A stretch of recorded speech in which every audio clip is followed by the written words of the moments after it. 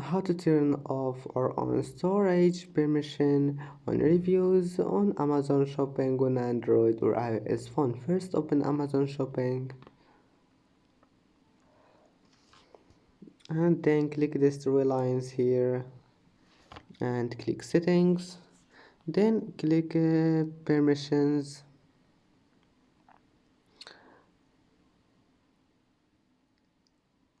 Now just wait and then scroll down, scroll all the way down, and here we'll find it reviews. Turn it on or off and make sure it's on storage here. And that's it for today's video.